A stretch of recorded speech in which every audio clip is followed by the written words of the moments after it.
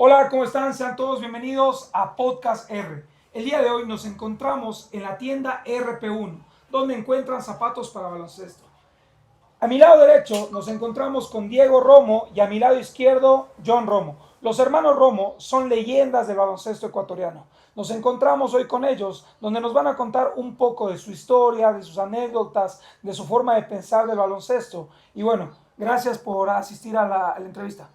Mucho gusto, gracias. ¿Cómo están? Muchísimas gracias, Un Reggie. gusto, Reggie. Bueno, empecemos por mi derecha. Diego, si es que puede presentarse para la gente que no le conoce, las nuevas camadas. Bueno, muy buenas tardes, Jerry. Un qué gusto estar contigo en este programa. Mi nombre es Diego Romo, nací aquí en Quito en el año 68. Actualmente tengo 56 años ya. Y como ven, he participado ya desde muy pequeño en lo que es referente al básquet, al deporte. Siempre me he estado encaminado. Mi familia de deportistas, desde mi papá, que hacía fútbol, y estamos en este camino ya bastantes años, estimado Luis. John, Bueno, de mi parte, soy John Romo. Soy nacido en el año de 1905, el 21 de noviembre.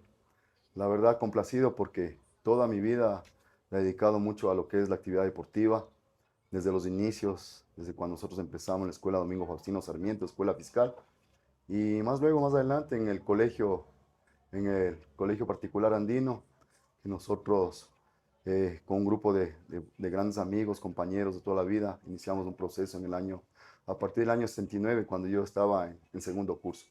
Esto de la actividad deportiva nace, como dijo Diego, por el hecho de que mi padre fue un gran deportista en la disciplina del fútbol, y también teníamos de parte de mi padre unos tíos que también se dedicaban al atletismo. Uno de ellos fue mi tío Gino, que fue un excelente atleta, fue campeón sudamericano en 400 metros planos, la posta 4 por 100, y hacía también vallas, 200 vallas, 400 vallas, 4 por 100.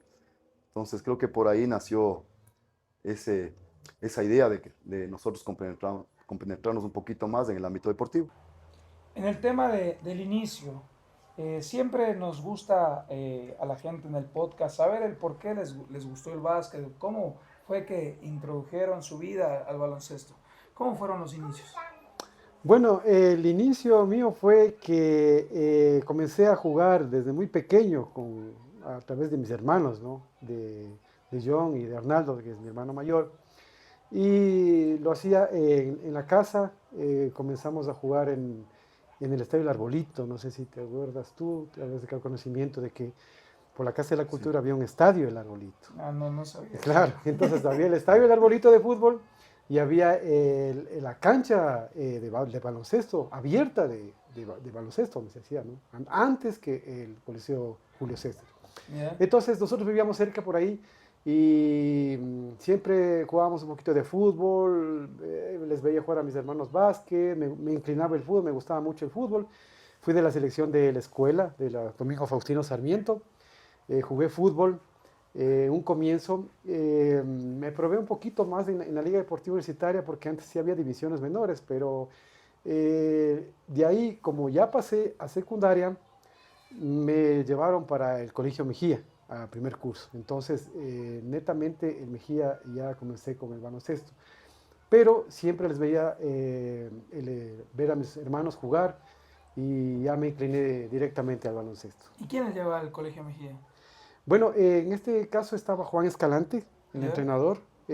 Antes se manejaba cuatro categorías, que era la junior, la tercera, la segunda y la primera categoría. Entonces yo entré como un cachorro más, que decíamos en ese tiempo, era un cachorro. Entré al Mejía, mis hermanos un poco molestos porque decían que vaya al Andino, pero a mí siempre me gustaba un colegio referente del baloncesto, que era el Mejía, porque el Andino no tenía conocimiento, no sabíamos que el Andino tenía nada de básquet. Entonces, por referencia, por lo que le veía jugar a Edmundo Guechel, a la gente del Mejía, también estuvo Roland Ponce en el Mejía, Edgar Almeida, y les veía y me iba al Julio César a ver el básquet y decía, estos son señores son de la liga y también son del Mejía, salió del Mejía. Entonces me incliné a un colegio basquetero donde fui el primer curso y me fue muy bien, quedé campeón con Juan Escalante, la primera vez que eh, me sentía tan orgulloso porque pertenecer al equipo del Mejía era durísimo. Cuando fuimos a ver el campeonato de primera, veíamos a nuestras estrellas, o sea, en ese caso, ¿no? Y nosotros de chiquitos queríamos ser igual, ¿no? Pero me topé con unos 70, 80 que estaban queriendo entrar a la Junior. Entonces dije, Dios mío, dije, aquí creo que ojalá, bueno, me voy a probar, que Juan Escalante nos probó. Entonces, el primer día Juan Escalante sacaba de 10 en 10, afuera, afuera, afuera, y logré estar en el equipo ya de los 12 jugadores, que era un orgullo, ya desde chiquito ya era un orgullo, y te respetaba mucho desde pequeño. Más aún a los jugadores de las otras categorías eran idolatrados ya en ese tiempo. Diego dice que gracias a usted y a su hermano empezó en el baloncesto. Entonces quiere decir que ustedes le ayudaron a que Diego empiece en este camino. ¿Cómo fue su inicio en cambio? Bueno, la verdad que el inicio mío fue, como algo comentó Diego, nosotros vivíamos muy cerca del Estadio Arbolito, en la 12 de octubre Itarqui. Entonces nosotros de niños jugábamos el famoso baby fútbol.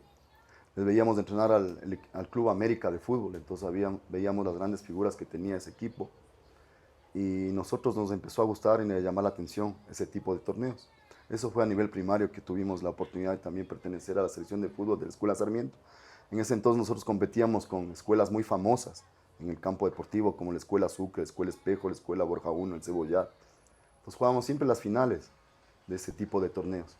A partir de que ya nosotros ya fuimos a la secundaria, mis padres optaron por ponernos en un colegio particular.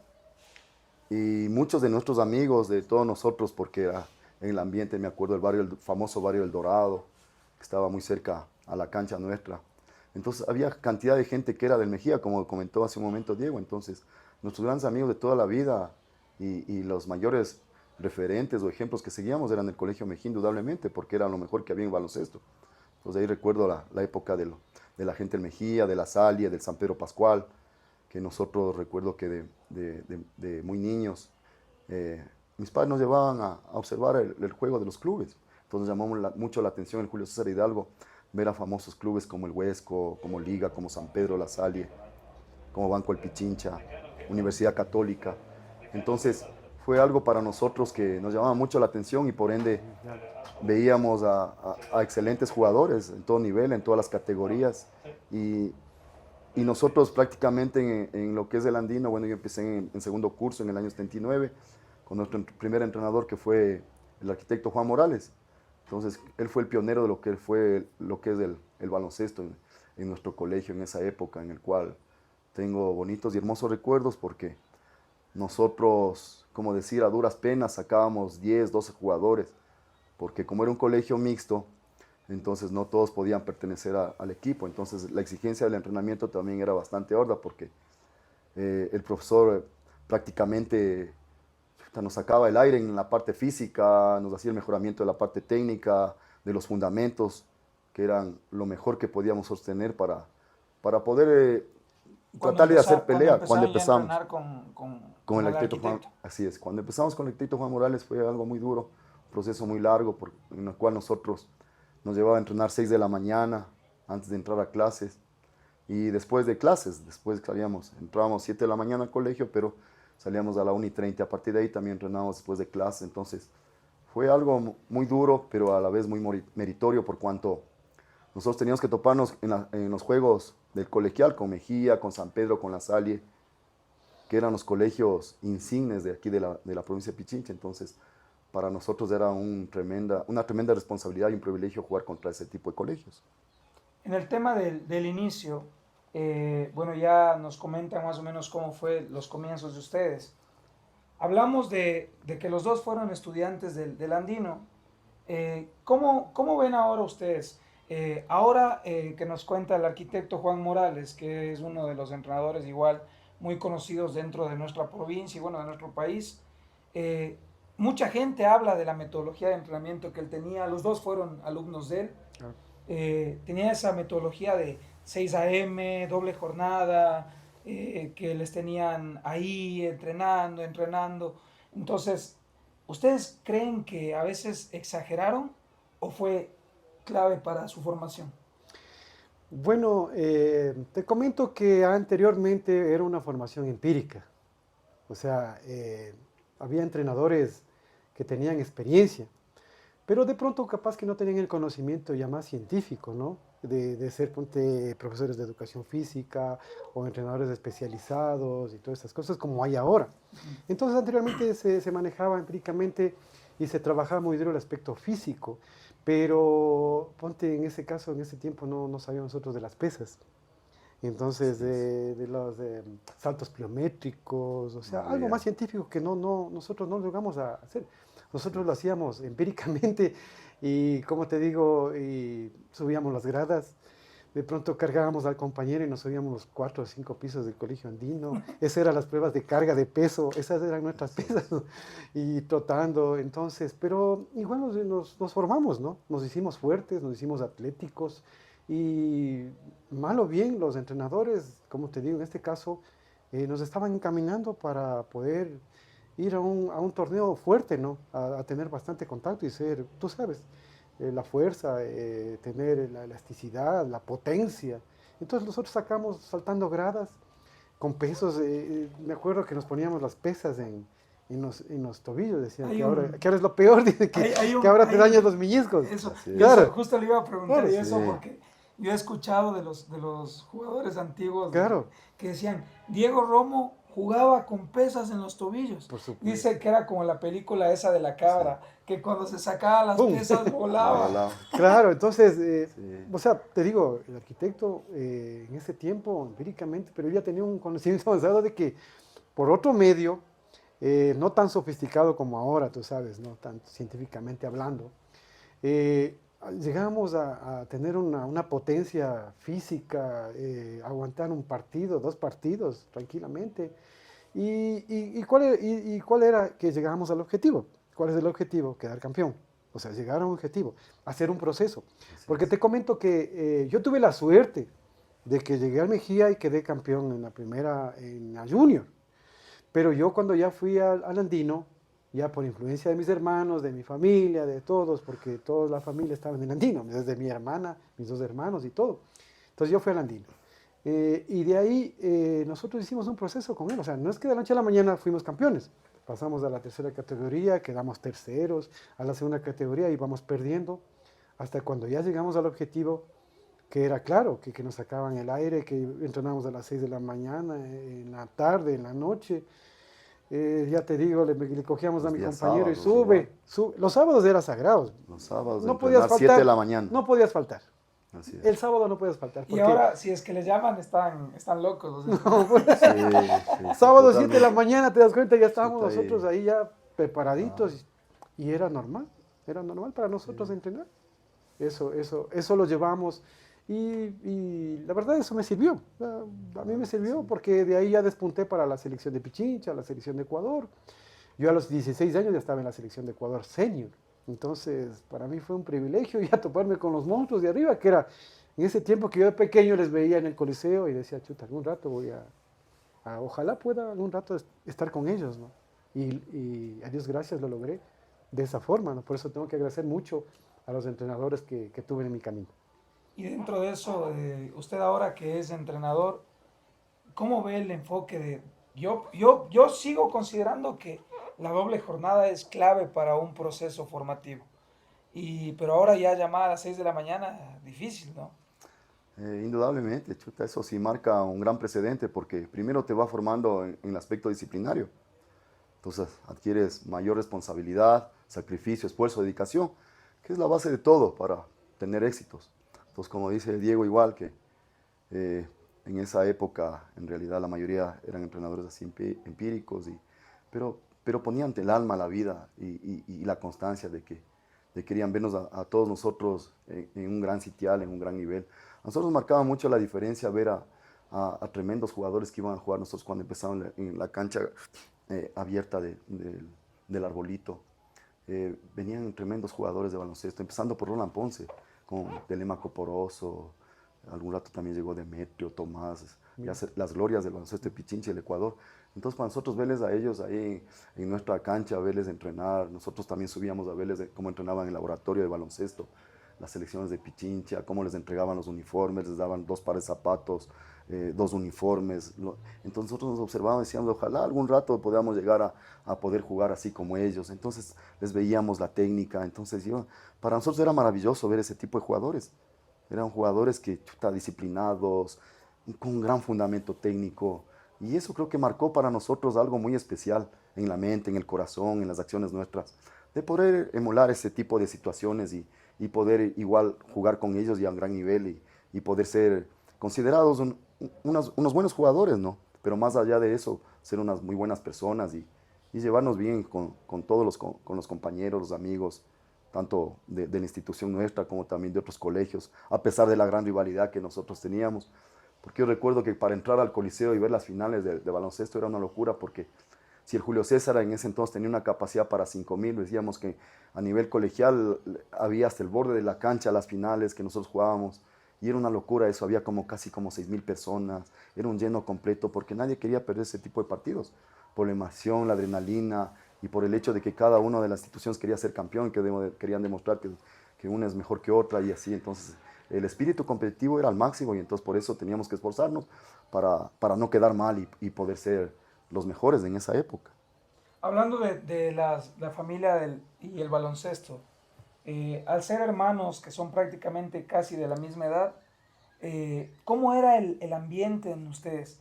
La competencia, bueno, hay siempre las historias de hermanos que el grande le pegaba al pequeño, el pequeño le pegaba al grande, pero ¿cómo era esos diarios vivir en la vida de los Romo, en la casa de los Romo? La verdad que nosotros, como algún rato comentó Diego, nosotros teníamos un patio pequeño en la casa y algún rato con mi hermano mayor, Arnaldo, o sea, decidimos mandarnos a hacer un tablerito pequeño de básquet, así de madera. Le empotramos así hacia un muro que teníamos ahí, un espacio pequeñito.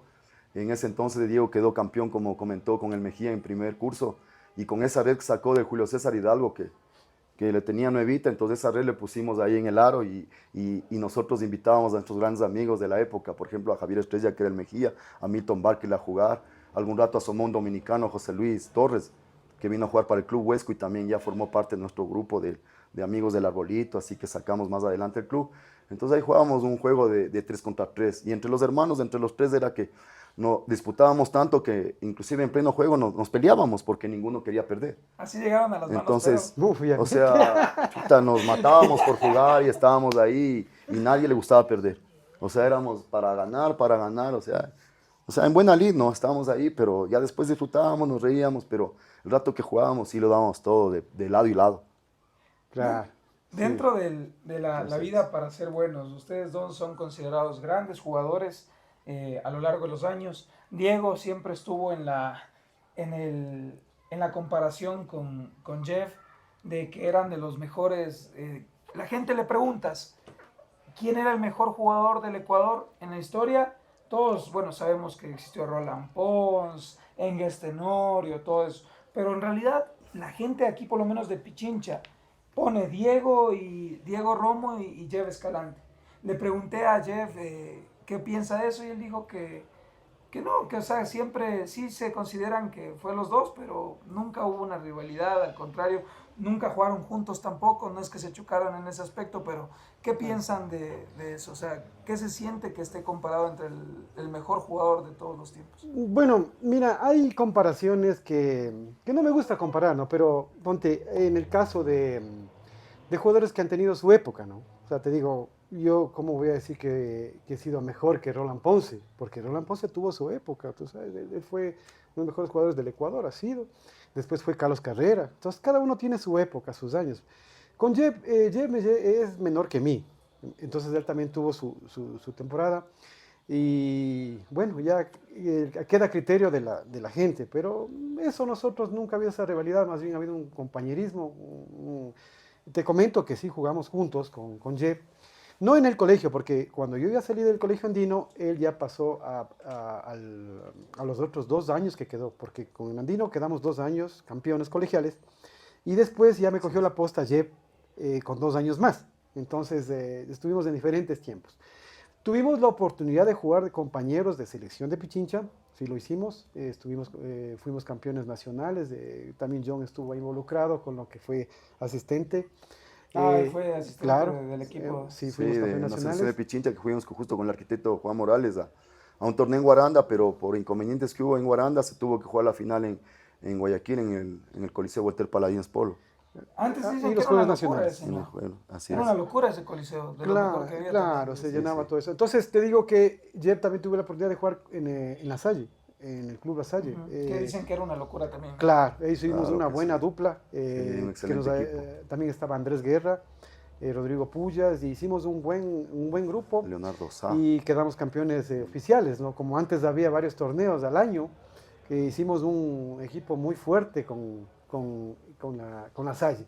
Entonces, te digo, cada uno ha tenido su temporada, porque ya después vino Ye, después de Ye ya vino Vicente Díaz, ¿te acuerdas que también A nos Vicente, juntó y sí. todas esas cosas? Entonces, cada uno en su tiempo, y bueno, lo que te van midiendo son los torneos nacionales, porque ahí te designan el mejor del Ecuador, pues en el torneo nacional, y también antes te designaba la Asociación de Periodistas Deportivos. Ajá. Entonces ahí me designaron en el año 90, también tuve una placa, y entonces cada uno en su tiempo. Jeff también fue designado también mejor jugador del Ecuador en su tiempo, y qué mejor, ¿no? Que surjan jugadores, eso es lo más importante, que atrás vengamos, porque así era antes, o sea, yo tenía las ganas de pasar por encima de los otros, ¿no?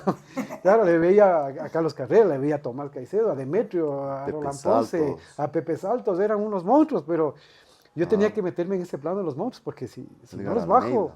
o sea, claro, hay que empujar, ¿no? Jugadores. Entonces, esa era la idea, que también abajo tiene que haber eso, o sea, que como el NBA, lo tienen que ir empujando a los viejos y sacando a los jugadores. Claro que sí. Así tiene que ser, ¿no? Renovando a la juventud. Renovando a ahí. la juventud. Y en el aspecto de la liga profesional, ahora vemos que la Federación Ecuatoriana tiene su liga, tal vez por diferentes criterios de la gente, no es una liga competitiva, pero ustedes estuvieron en el mejor momento del baloncesto, cuando los coliseos estaban llenos, cuando las pagas no eran malas, cuando había competencia todo el año, donde había buenos tratos a los jugadores. ¿Cómo vivieron esa etapa? ¿Cómo vivió esa etapa? Esa etapa fue muy bonita, placentera, por cuanto nosotros, bueno, salimos del grupo de lo que comenté, del coliseo que teníamos ahí, de prácticamente el grupo de amigos del Arbolito.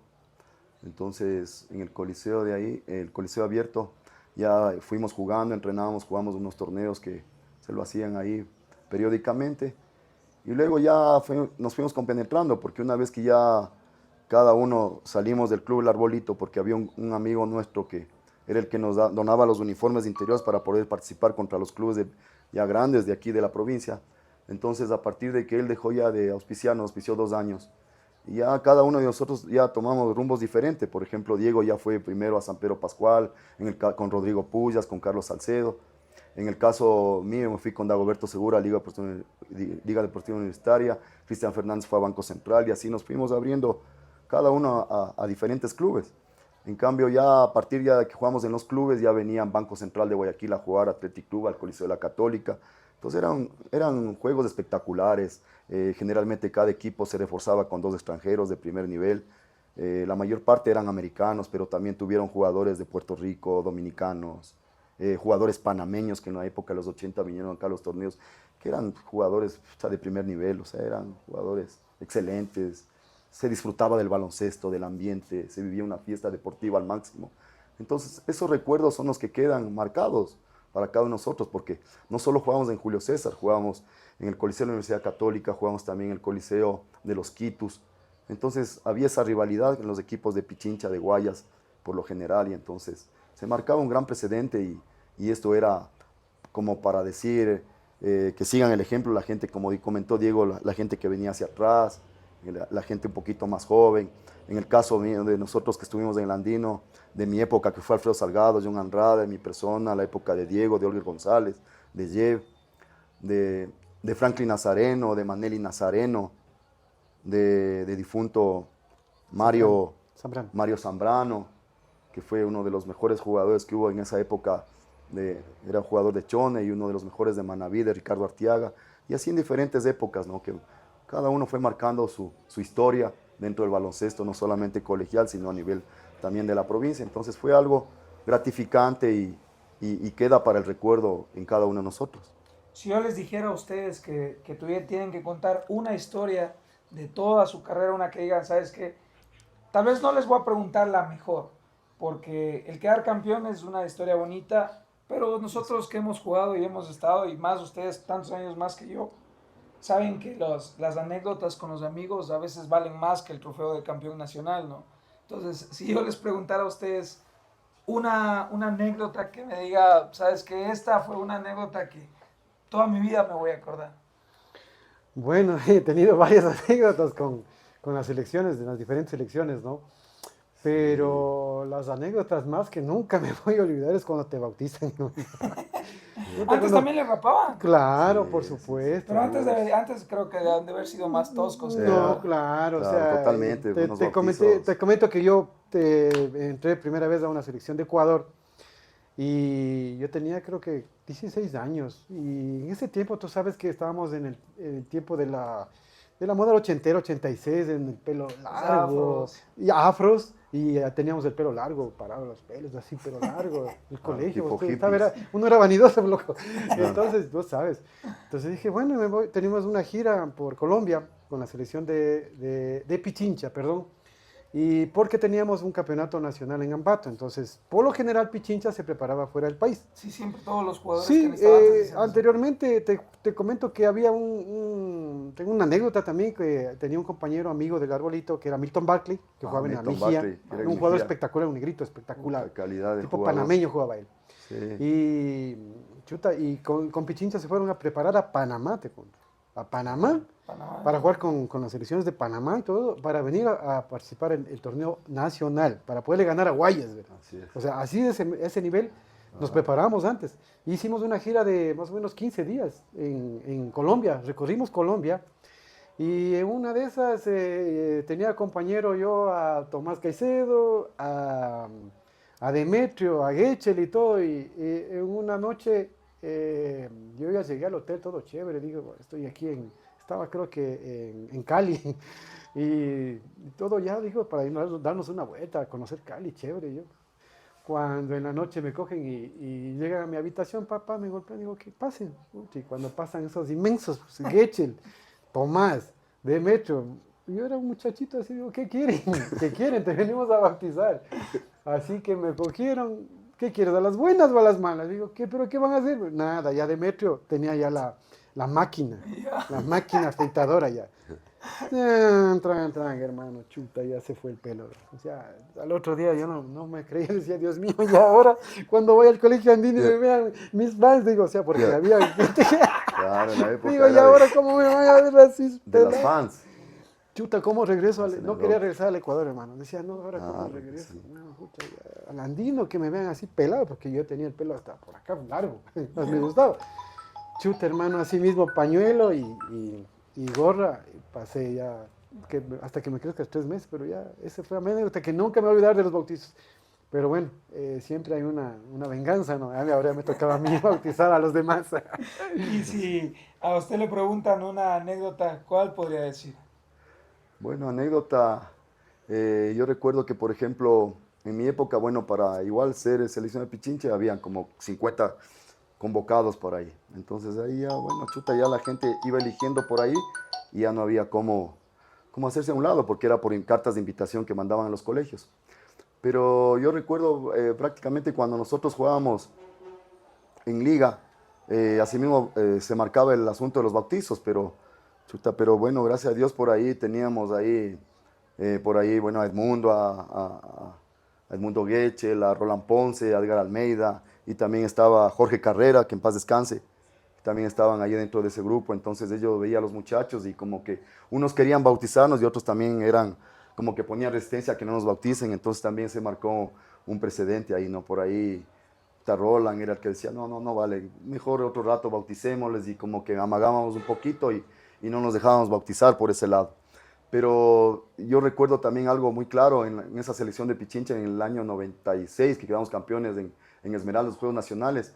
Ahí estábamos con la selección de Pichincha y recuerdo tan palpable que en ese Coliseo Cayapas íbamos a jugar la final con Pichincha y no podíamos ingresar al Coliseo porque era una locura, el Coliseo era abarrotado porque En la rama femenina jugaban Esmeraldas Guayas y en masculino nos enfrentábamos Pichincha Guayas en esa final y ese coliseo afuera había como unas 2.000, 3.000 personas y adentro el coliseo estaba rotado, entonces no podíamos ingresar para nada, entonces por más que queríamos ingresar, me acuerdo, estaban la gente de la Armada del Ecuador, los marinos ahí con los fusiles, y ese rato por ahí situaciones dijimos por ahí, miren, déjenos entrar, que ya tenemos que jugar la final, y no había cómo, hasta que por ahí uno entendió, nos vio con el uniforme, y recuerdo que disparó una ráfaga al aire, con los fusiles, disparó al aire, pa, pa, pa, pa. Dice, verán, yo vamos a disparar arriba al aire, los fusiles, el rato que disparen, ese rato abrimos la puerta, ustedes entran y ese rato cerramos.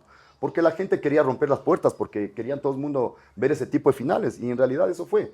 Medio que dispararon arriba al aire, todos asustados, no sabían qué pasaba, otros se botaban al piso, y ese rato nosotros ingresamos, cerraron la puerta, y con las justas ingresamos así para ese tipo de finales. Entonces fue algo anecdótico, porque nosotros de esa selección de Pichincha teníamos 6, 7 compañeros que eran de ahí de la provincia de Esmeraldas. Yeah. Entonces, era algo que a nosotros nos llamaba la atención. Además, en las noches salíamos, nosotros estábamos hospedados en el colegio Inmaculada, a la entrada de Esmeraldas. Entonces, en ese colegio nosotros, el equipo de varones, o sea, el equipo masculino, estábamos hospedados en camas literas. O sea, como que fuera cuartel, nosotros ahí hospedados con Carlos Ordaz, que era entrenador en ese entonces, yo era asistente de él, y estaba todo lo mejor que había de la selección de Pichincha. Entonces estaba caso de Diego, Obando. de Yev, de José Obando, Vicente Díaz, Nazareno. Franklin Nazareno, Getchel. bueno, Edmundo, que ya comenté, y así estaba también Sergio Sergio Recalde, Johnny de la Torre. Entonces era un tremendo equipo, Vicente Díaz, y así, ¿no? Entonces era un equipo que marcaba la diferencia en todas partes, y yo recuerdo que de Pichincha, así mismo como el siguiente año, 97, Ambato, llevaron 10 buses en ese entonces para ese juego del 96, igual fue, yo recuerdo como unas 2.000 personas de aquí de Quito para ver esa final. Entonces fue algo muy bonito para recordar y vivir así con mucha gratitud ese tipo de torneos. Y en el tema económico, ¿pudieron vivir del básquet? Es decir, yo pude vivir del básquet. Sabes que no netamente vivir del básquet, pero sí el básquet nos ha abierto mucho las puertas, ¿no? Cuando ya estuvimos ya en el tema club, sí teníamos nuestro sueldo y no era tan malo tampoco, ¿no? Pero siempre el basquetbolista he visto que tenía otra actividad, ya sea estudiar o trabajar o lo que sea, pero la mayoría de mis compañeros, por lo general, cogían su sueldo del básquet y también tenían otro sueldo de trabajo. Te digo, por ejemplo, los compañeros del Banco Central. Estaba Carlos Carrera, Pepe Saltos, Cristian Fernández, Kennedy Roballo. Kennedy Roballo. Ellos trabajaban en el Banco Inclusive Central. Tomás también estuvo. Tomás Caicedo también trabajó. También Trabajaban en el Banco Central y también jugaban en el club. Entonces tenían Marcelo doble Maya, sueldo. era médico. Entonces tenían también su Banco trabajo, Central. su nombramiento. Trabajo fijo. Ya, en el caso del San Pedro Pascual, en el mío, los compañeros míos trabajaban, unos entraron al Banco de la Vivienda porque el director del Banco de la Vivienda en ese tiempo era un señor Espinosa, era dirigente del San Pedro Pascual y trajo a llevar a trabajar a algunos, hasta el mismo Armando Rubio, no sé si escucharon de Sí, Armando yo sí Rubio, escucho Dios de paz Armando. descanse, mi Armando, que era compañero, excelente y jugador. Ricardo Flores, del Joe Flores, y también trabajaban en la Clínica La Merced. ¿Por qué? Porque el presidente del club era dueño de la Clínica La Merced, entonces ahí trabajaban algunos Doctor Guacho compañeros Proaño. míos. Y un dirigente también que me acuerdo que a mí me llevó a trabajar al Banco Amazonas. Me llevó, me dijo, vente acá al Banco Amazonas. Y trabajaba y tenía esas dos entradas, ¿no? Que no nos caía mal, éramos muchachos también jóvenes, que no nos caía mal. Y te digo que yo en el colegio entré al San Pedro Pascual, yo estaba en el colegio andino, y ya pertenecía al San Pedro Pascual, entonces ya tenía un sueldo que me ayudaba a estar en el colegio para comerme las hamburguesas, pucha, lo que quiera, para invitarles a mis amigos. Y la verdad, pues, son anécdotas, porque cuando yo cogí una plata del pase del San Pedro, les dije a mis panas, vamos a comer unos churrascos, lo que sea, vamos, yo les invito. Y nos fuimos a comer lo que quiera, les dije, les invito. Entonces era una entrada que era interesante, pero ya poco a poco... ya pasaron los años, ya entramos a clubes que pagaban mucho más, ¿no? Entonces ya fui a La Salle. En La Salle era una dirigencia exclusiva. Los dirigentes eran los dueños de Marathon en ese tiempo. Estaba Coco Rivadeneira y todas esas cosas. Entonces teníamos un Pancho estatus más. Rivadeneira también. Pero igual el San Pedro también nos tenía nuestro sueldo, que no era malo. Y bueno, de eso vivíamos, ¿no? Te juro.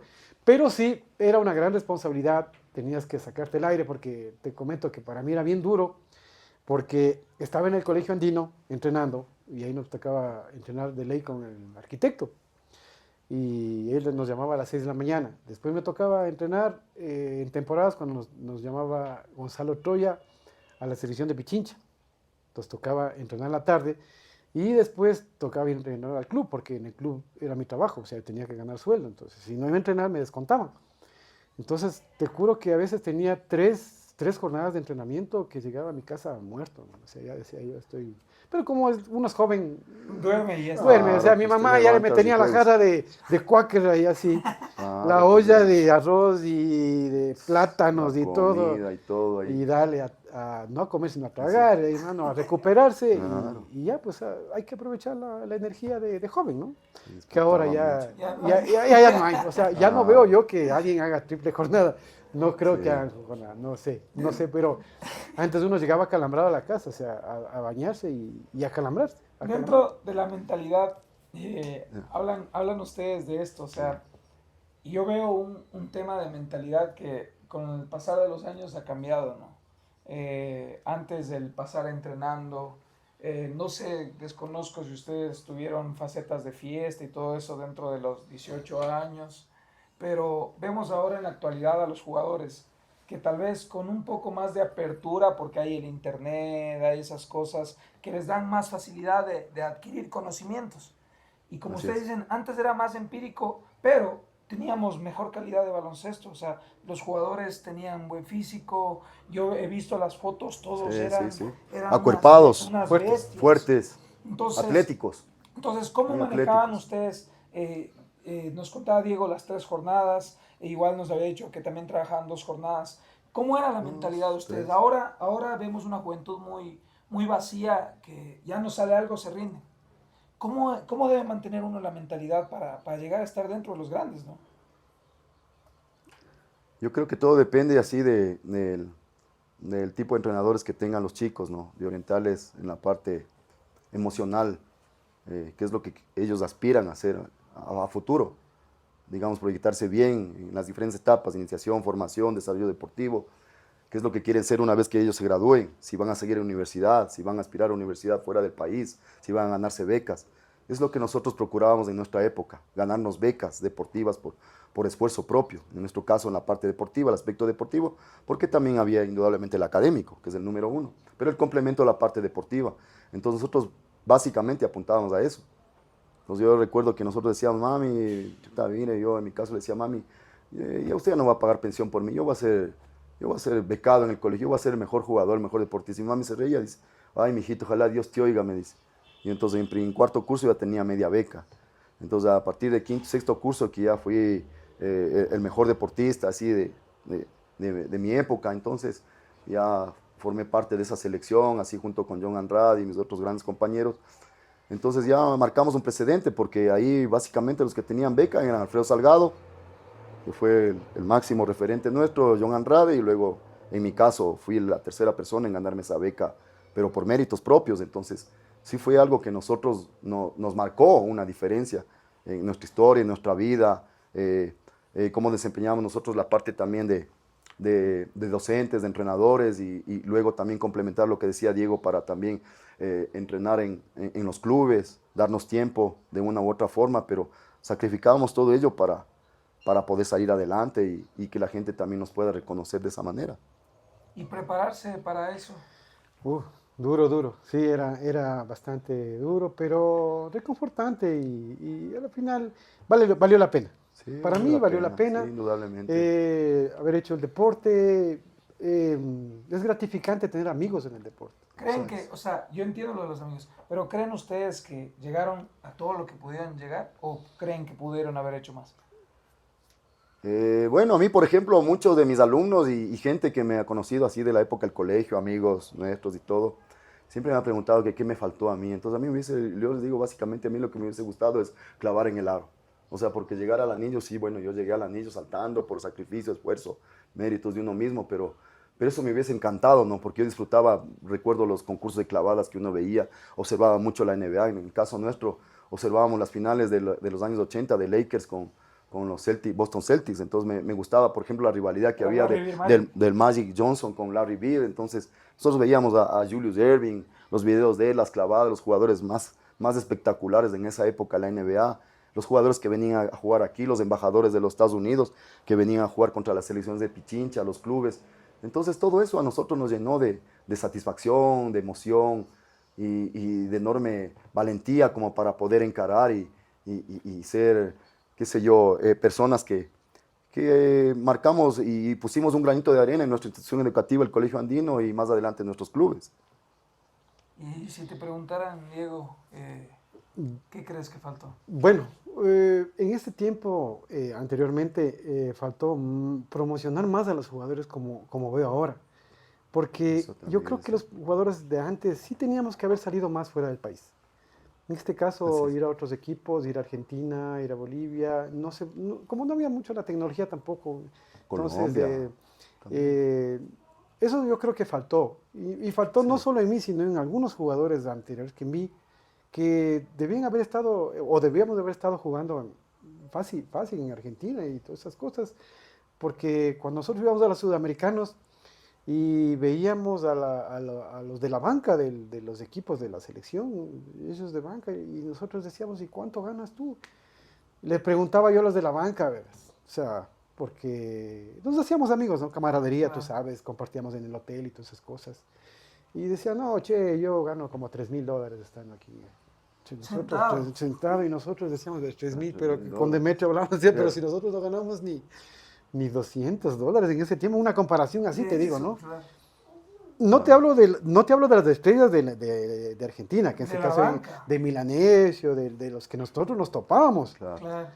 Selección a selección, ¿no? Claro, Milanesio. Entonces, nosotros tuvimos la oportunidad de jugar en Bahía Blanca, la selección de Ecuador con la selección de Argentina, con Ginóbili. Sí, eso justo yo había visto. Entonces, eso.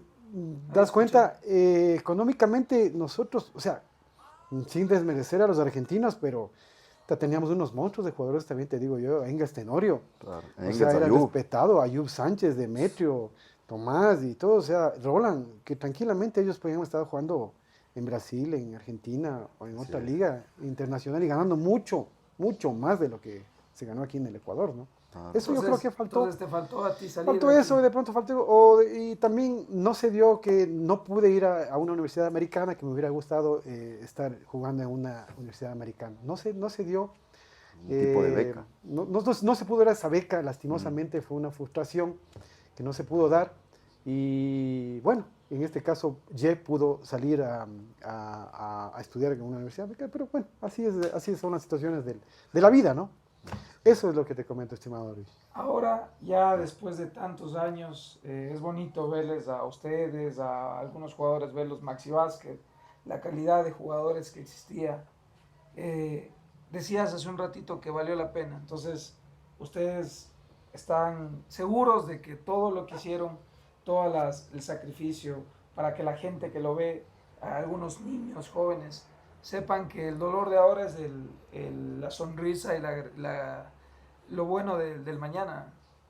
Sí, claro, o sea, como te digo, dejas un legado, eso es lo más importante, dejar un legado donde que de pronto los chicos de atrás te quieren imitar o quieren ser como jugábamos, como éramos nosotros, como antes no había la tecnología de mucho de la NBA. Era muy difícil, era accesible. A nosotros veíamos la NBA por VHS que nos traían, nunca veíamos en directo, nunca.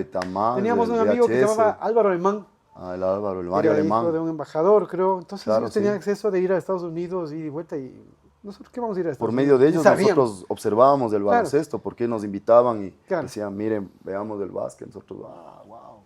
Entonces nosotros, ¿qué hacíamos de jóvenes, de chiquitos?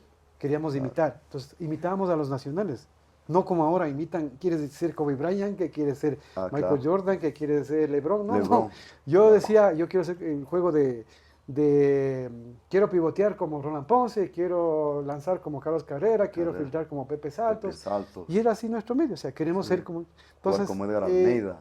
Sí, quiero llevar la bola como Edgar Almeida, que era un armador extraordinario. Chonquí también dice. El lanzamiento de Chonquí. Y todos nos fijábamos en los jugadores nuestros, ¿no? Entonces yo creo que sí dejé un legado de que en mi colegio sí querían imitar, bueno, quiero jugar como el Romo, decían, y yo escuchaba, ¿no? Claro. Bueno, Sí, entonces sí, sí, o sea, siempre tú tienes un referente en tu vida así es. y quieres no imitar y no superarle. Y qué mejor, ¿no? Qué mejor que vengan nuevos talentos, nuevas camadas de muchachos jóvenes y con mejores aptitudes y que mejore el baloncesto, eso es lo más importante, que no haya egoísmo. La Exactamente. idea es que no haya Eso egoísmo es en el deporte. importante. Y Trabajar por el bien común, ¿no? Que es sí, lo más importante. Digo, al pasar el tiempo uno saca de conclusiones, aunar esfuerzos para que haya nuevamente nuevos prospectos que vayan y puedan algún rato, no solo uno, sino varios jugadores que puedan estar en la NBA, que jueguen en Europa al máximo nivel. Qué hermoso es ver eso. Dentro Así de que, ya para ir cerrando, ¿qué consejo le darían a los jóvenes para que sigan adelante en el tema del baloncesto? Ustedes que lo vivieron, que tal vez el básquet ecuatoriano, los medios ecuatorianos no son agradecidos con lo que ustedes tal vez hicieron.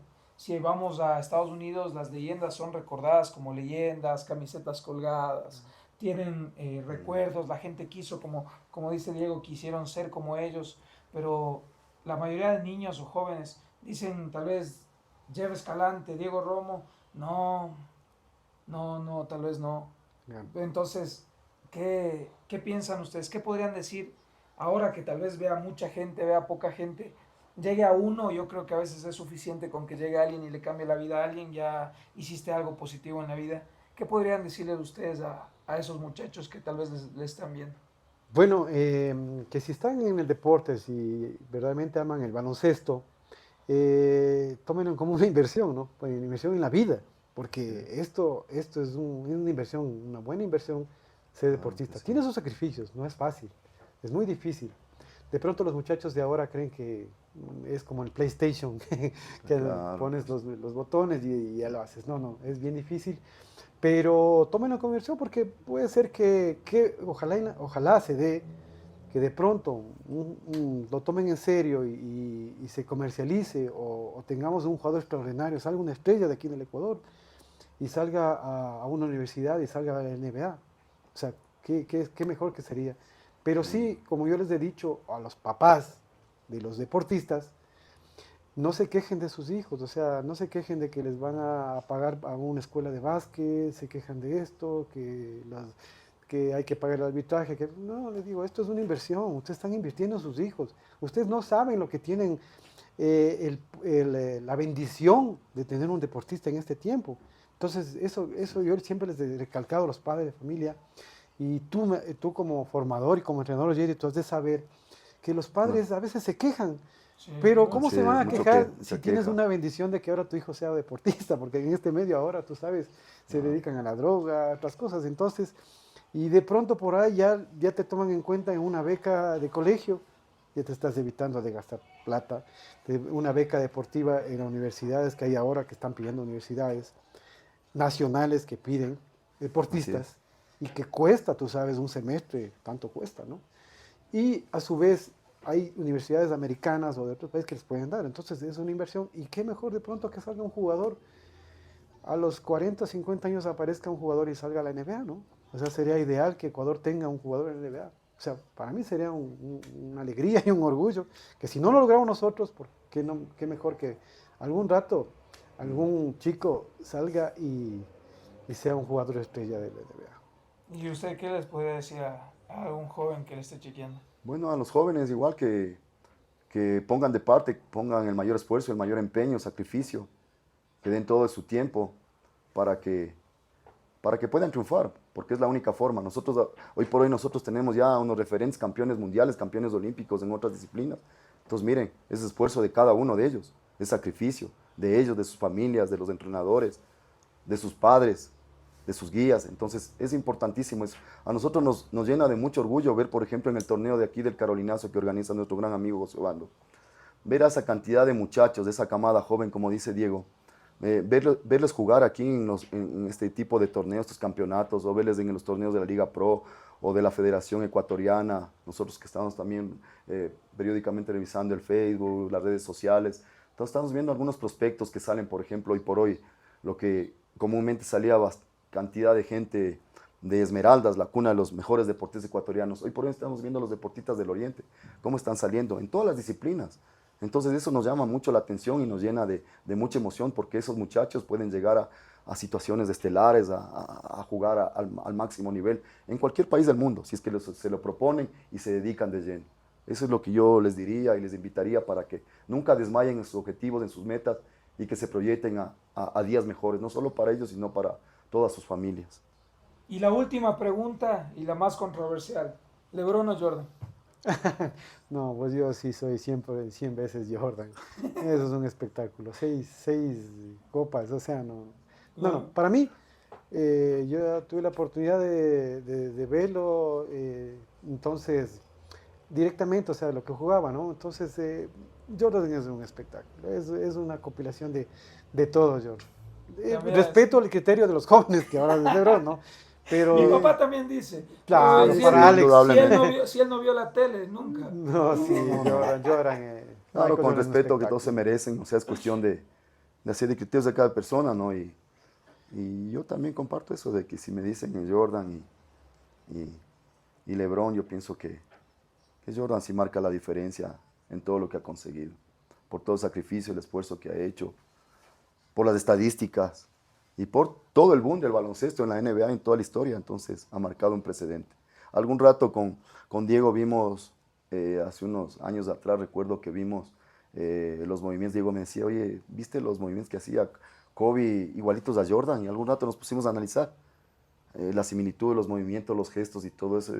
Y ha sido porque Jordan, bueno, le guiaba los pasos a Kobe, Sí, ¿no? claro, Entonces Sí, claro. yo vi ese se veía video, eso ese y, video. y era, chuta, era una locura todo eso. Entonces, Ujú. como nosotros lo vivíamos en nuestra época con Magic, con Kareem Abdul-Jabbar, con Larry Bird, con Julius Erving y muchas de las mejores jugadores en la historia de la NBA de los 80, 90, entonces vamos viendo que, como dice Diego y como decimos todos, en su época cada uno con el respeto que se merece. Eso sí. ¿Algún saludo para alguien en especial, para los que estén viendo el podcast? Sí, Sí. saludos para la gente basquetera, mis grandes amigos, a José Obando, el organizador del Tetumbo. Carolinazo, Tetumbo, el famoso Tetumbo, Sí, compañeros. José.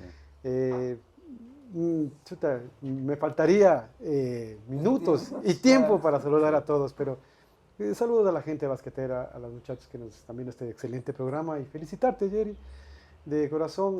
Sigue adelante, ustedes, John y tú, son formadores y yo siempre encaminado con el deporte, en mi negocio, en mi empresa, siempre atentos al deporte y siempre no me voy a separar nunca del baloncesto y del deporte. Entonces, te quería dar un pequeño presente de parte Dios le mío. pague. Es para el Dios le pague. entrenador, para el Pito y una Gracias. camiseta de mi empresa. Dios le ¿No? pague, chévere. Muchas Chévere, y gracias. sigue adelante, te felicito. Y siempre con tu padre hemos sido amigos desde muchos años. Hemos estado en la amistad siempre, el deporte y la camaradería. Y lo seguiremos hasta el fin de nuestros días. Nada, chévere. Y para mí es bonito este espacio. Siempre mi papá me conversaba del básquet antiguo y poder tener el espacio, la apertura de ustedes, poder conversar con ustedes, es gratificante. Y hoy que está aquí mi papá, mi hija, es bonito que poco a poco las cosas sonrían, el básquet sonría y eso es lo lindo, ¿no? Agradecerle, Diego. Y tal vez usted, John, algún saludo para alguien. Bueno, como dijo Diego, a todos nuestros grandes amigos en toda nuestra etapa deportiva, en toda nuestra vida, de que se les recuerda con mucho cariño, con mucho aprecio, con mucho afecto. Amigos están en los Estados Unidos, que siempre estamos en contacto por medio del Facebook.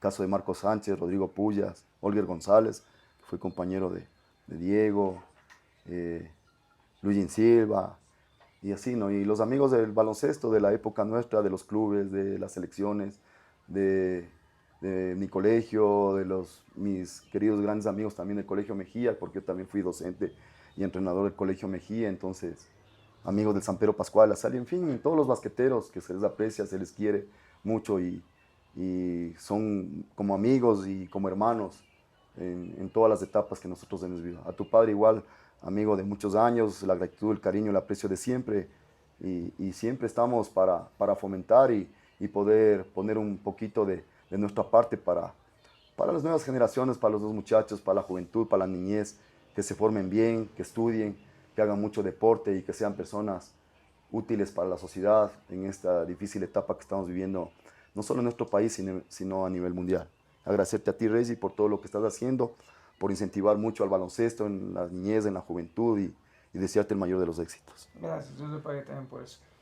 Bueno, agradecerles a todos por haber visto un capítulo más de Podcast R.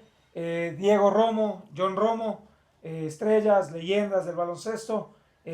Gracias a todos por ver un capítulo más y seguimos en esto. Un abrazo a todos. Hasta luego. Hasta luego, Adiós. muchas Chao. gracias.